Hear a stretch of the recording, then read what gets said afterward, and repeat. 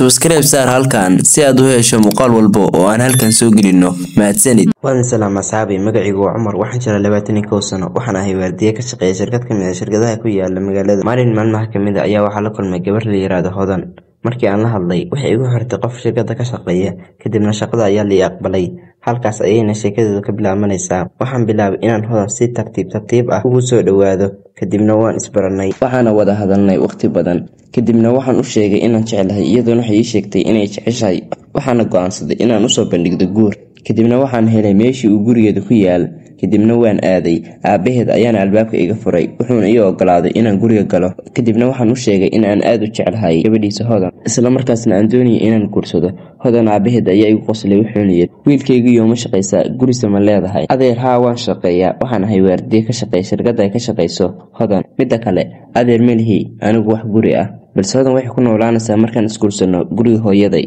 waan ka xumahay wiilkaygu anigu kuma siin karo gabadhayda maxaa yeelay gabadheedu ma rabto inay guursato nin sabool ah madaxa ayaan rahay anigoo niyadjabsan waxaana ka baxay guriga anigoo caraysan oo murugsan maxaa yeelay qofna lama dhalan lacagta maalintii xigtay ayaa la kulmay Hodan waan ka xumahay wixii shalay kugu dhacay waxaan la murmay aabahay waxaana u sheegay inaan ku jecelahay adiga mana ihi qofka tagay ilaa aan ka dhinto mooyee aabaha uu ka diiday inuu isiiyo wuxuuna leeyahay gabadheedu ma siin kartid waxay rabto anigu waxaas oo dhan ma doonayo kaliya waxaan rabaa in iskuulsano oo aan ilmo isku dhalno ma awoodo in iskuulsano waan ka xumahay hamiga aad iga leedahay aniga iyadoo indhaheedu ilmeynayaan ayay madaxa ruuxda weyn ee ka tagtay 2 maalmood kadib waxaan ogaaday inay shaqada ka tagtay wixii maalintaas ka dambeeyay ma aanan hay wax ku saabsan iyada maalmo badan ayaa ka soo wareegday inaan arko iyada aniguna waan iska ilaaway intaas kadib maalmaha kamid ah ayaa waxa arkay haweeney da'deeda aan ku qiyaasay 40 jir ayaa waxay soo gashay shirkadda iyadoo ii eegaysa si la yaab leh aniguna waan u dhool cadeeyay magacaaga ii sheeg eedo marwa magaciigu waa Cumar haweeneydii ayaana jeebka wixii kala soo baxday lacag waxayna igu tiri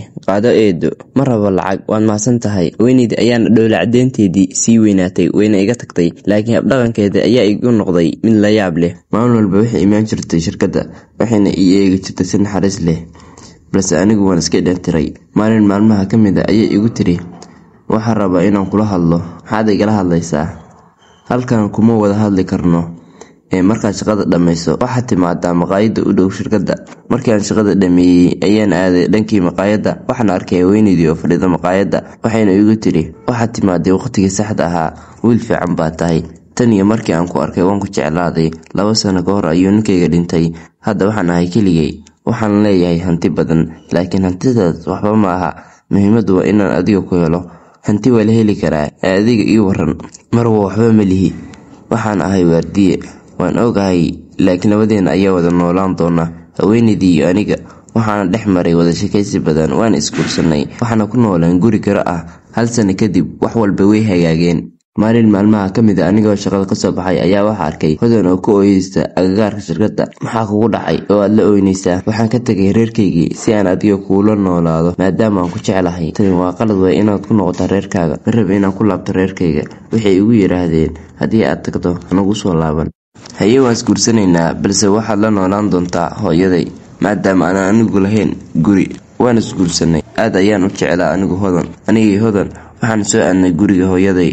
hooyaday ayaana yaabtay waxaan u sheegay wax walba laakiin cidna uma sheegin guurkayga hore waxaan 2 maalmood la joogaa Hodan 2 kalena waxaan la joogaa Muna ugu dambeyntii waxaan u sheegay Muna wax walba kadibna waan mururnay balse way aqbashay waxaana moodayay in nolosheedu ay hagaagayso balse waxay bilowday nolol xun 3 sano kadib Hodan waxay dhashay 3 caruur ah dhibaato ayaana ka dhex bilaabatay hooyada iyo Hodan adiga xaaskaaga maanta laga bilaabo ma rabo inay sii joogdaan gurigayga maxaa dhacay hooyo oo aad nooga ceerinaysaa guriga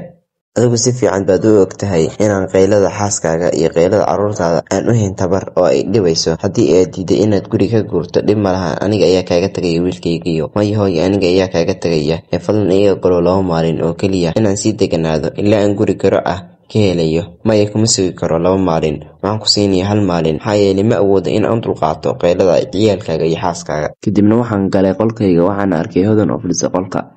waxaan maqlay wixii aad ku wada hadlayseen adiga hooyada maxaan sameynaa hadda ma aqaan balse waxa jira waxaan kuu sheegin oo aan rabo inaan hadda kuu sheego waa maxay inta aan ku guursan 1 sano ka hor waxaan la kulmay haweeney waana guursaday haddana waxay ii degan tahay guri kira ah mana jirin doorasho kale oo aan ahayn inaan iyada la noolaado maxaa yeelay adiga waa ku waayey aabbahaana uu ikaa diiday waxaad iga qarisay markaan is eraysanay waqtigaas sax ma ahayn inaan kuu sheego laakiin hadda ayaa aniga ila haboon inaan kuu sheego indhaheeda ayaa ilma ka buuxsamay hadda doorasho kale ima banaan oo aan ka ahayn inaan iska ka ag joogo maxaa yeelay haddii aan ragkay ku laabto way i dili doonaan hawalwelin wax walba way hagaagi doonaan subaxdii dambe waxaan qaadanay boorsooyinkeennii waxaana aadnay gurigii Muna ana sugaysay maadaama aan wacay shalay waxaan u sheegay wax walba markii hore way xanaaqday balse waan ka dhaadhiciyay ugu dambeynna way aqbashay markii aan guriga tagnay waxaan naga furtay albaabka iyada waxayna is salaameen Hodan kadibna waxaan bilownay inaan wada sheekaysano nasiib wanaag waxa jiray qol dheeri ah oo ay Hodan iyo carruurteeda seexan karaan wax walba si fiican ayay ku bilaamadeen laakiin waxa la iga eeriyay shaqadeedii waxaana bilaabay inaan shaqo kala raadiyo balse ma helin waqtigana wuu sii socday lacagna ma helin anigii Hodanna waxaan cunno ma aan haynin annagoo gaajaysan ayaan seexan jirnay laakiin Muna iyadu waxay cunto ayay ku siibsan jirtay lacagteeda wayna naga qarin jirtay annaga marka qaarna waxay siin jirtay wax yar waxayna igu waran jirtay hasiinin Hodan iyo carruurteeda waxaan hadda sameynaa shaqadii waa liga eediyay shaqo kalena ma helin inta aysan Hodan hadlin Muna ayaa tiri wax ayaan rabaa inaan kuu sheego madaxa ayaan raacay waxaana galay qol waxaan ku siinayaa guri iyo gaari aad ku shaqaysato wax walba waan ku siin karaa balse hal sharti ayaan wataa waa maxay shartigaas carruurta dhammaantood waa inaad dishaa waxaan eegay wejigeed anigoo yaaban waxaan iri haye kadibna way idhool cadaysay waxaana ka baxay qolka anigoo yaaban sidee ayaan carruurteeda ku dili karaa waxaan galay qolkoodan waxaana arkay iyada oo fadhida ka waran haddii aan iibsano guri aan keliya ku noolaano waa jeclaan lahaa laakiin lacag ma haysano Muna ayaana siin doonta lacag laakiin hal sharti ayay wadataa oo ah inaan dilno carruurteena Hodan ayaa ku qaylisay suurtagal ma aha sidee taas u samayn karnaa carruur kale waan dhali karnaa balse fursadan oo kale mar dambana soo mari mayso Hodan ayaana wax yar aamustay kadibna waxay tiri haye waa diyaar gacaliye